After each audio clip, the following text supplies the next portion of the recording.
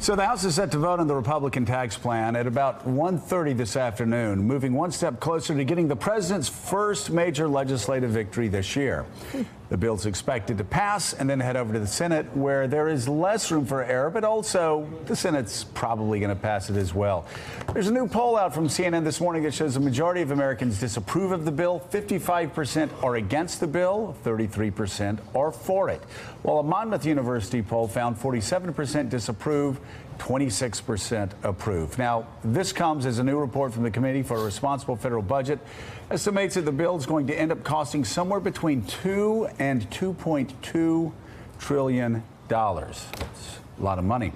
Let's bring in right now a member of the House Appropriations and Budget Committees, Congressman Tom Cole of Oklahoma. Congressman, I'm going to ask you the first couple of blistering questions. I just have to do it. Question. Well, at least you gave me warning. I'm giving you warning. Put on your Sooner helmet. Question number one: Oklahoma and Georgia. How does that one? How badly do you think the Bulldogs beat you guys? Well, I don't think they beat us at all. They're a great football team. They're a well-balanced team, but they're not going to stop Baker Mayfield and the guys. And so we look forward to playing them. We've never played Georgia before, so it'll be a first. Two great teams, and then we'll move on, and we'll see who comes out of Clemson, Alabama. We look forward to playing them. Well, you don't have to see. That's like saying we're going to see what's going to happen in the morning. The sun comes up in the morning. Well, Alabama's going to beat Clemson, so maybe.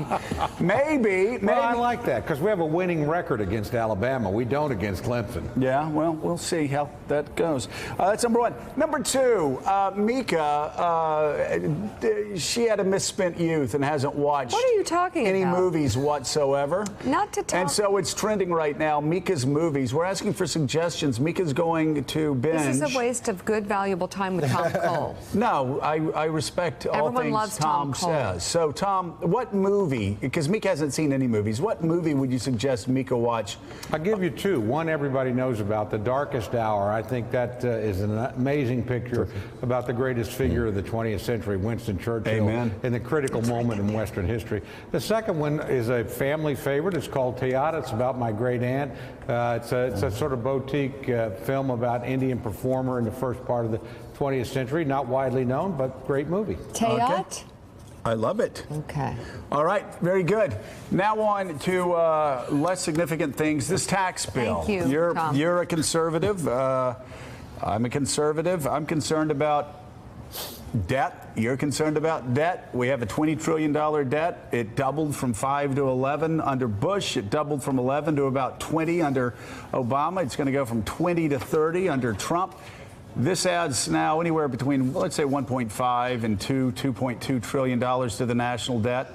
Are you comfortable with that? Well, I'm not comfortable with adding to the national debt ever. Now, I think the numbers are lower. There's a tax foundation report that puts it at about $440 billion over a decade. Eventually, actually, it does pay for itself because it does, under every estimate, it varies which one you read, speeds up growth. And look, there's parts of this I like, a lot of it. I like doubling the standard deduction. I think that really helps people at the bottom end. I like the expanded child tax credit. That's a good thing.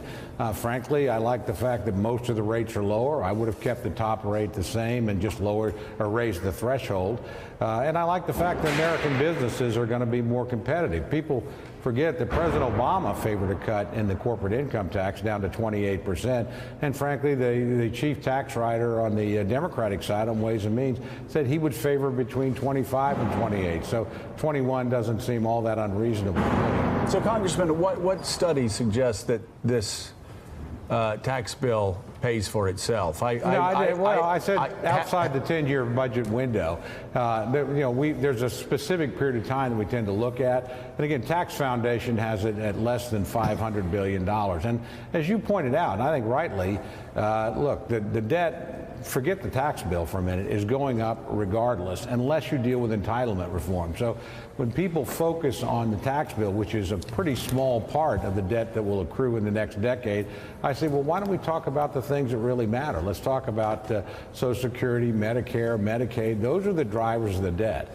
and they don't pull in nearly enough money in the taxes that they generate to pay for themselves. Actually, that point was made last night by Kevin Brady in the Rules Committee. The income tax pays for all the discretionary spending that we have and helps finance some of the mandatory programs. We really need to look at those funding streams and make some reforms. So, Congressman, the president has hailed this tax bill as one of the great achievements of the 21st century. It's going to change lives, change middle-class lives. So let's go to Oklahoma City, and you tell me, who does better under this tax bill? Chesapeake Energy, Continental Resources, both companies housed in Oklahoma City, or a family of four making about $75,000 a year? Who well, does if you better? make about, in my district, I can actually give you the numbers, and they're pretty close to what you cite. The median income in my district for a family of four is about $73,000. They get about a $2,000 tax cut, which is actually a pretty dramatic percentage of the federal taxes that they pay, the income tax. So that's good. Chesapeake and Continental both win and lose. That is, they lose some tax credits they've had in the past, something called enhanced oil recovery, which helps on, frankly, low-yield wells. But they get the corporate income tax, and probably the big win for them is what's called expensing. For the first 5 years, any capital equipment that they buy, they can write off the bottom, and that encourages drilling and activity, employs a lot of people in Oklahoma. So I'm certainly not unhappy that people that are big employers in my state are going to do well. Congressman, it's Richard Haas here. I understand the case for bringing the corporate tax down to 28%, but not to 21%. What, if any, evidence do you have that corporations are going to really invest that added amount?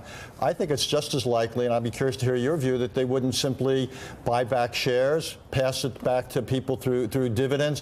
What confidence do you have when already most corporations, a lot of manufacturers are at full capacity? They don't need to expand. Well, I think if each company will make what they think is the best decision for themselves and their shareholders, you're right about that. I don't have any problem with people injecting money in the economy by buying back shares. I mean, that still puts the money out there. It's not as if it's not going to be invested and people aren't going to spend it. It doesn't like disappear into a magic ball. So I think it all generates activity.